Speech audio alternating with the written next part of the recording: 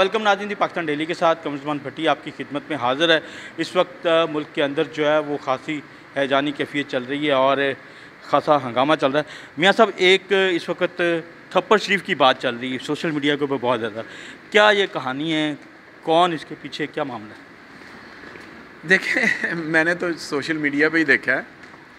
वैसे होनी तो इन्होंने एनजी चाहिए सी, जो मैंने सुना है, मैंने पढ़ा है, और सोशल मीडिया के ऊपर जो उनके अपने सहाफ़ी हैं वो भी लिख रहे हैं, तो इनके लिए भी बड़ी एजाज़ की बात होती है। नून लीग के लिए, नून लीग के लीडर के लिए थप्पड़ खाना एजाज़ की बात है। नहीं सर, इसके ऊपर वैसे जो गरीदा की बात चल रही थी, लेकिन उनकी तरफ से तरदीद आ गई इस हवाले से, थोड़ा बताएंगे? मैंने पढ़ा नहीं है, उनका ट्वीट पढ़ा है। उनका ट्वीट जो है, जो उनके अपने ट्विटर से आया, उसमें उन्होंने तरदीद की। तो वो क्या उनका ट्विटर कोई और भी इस्तेमाल करता है? अब ये देखें आपके, वो देखें प्राइम मिनिस्टर हाउस में होगा, ताकि वो कह रहे थे कि मेरी मजलूमियत जो है वो बाहर जाके ज़रूर बताई जाए कि मेरे साथ हुआ। वैसे वज़ीर आज़म हाउस में ऐसी क्या खिचड़ी पक रही है?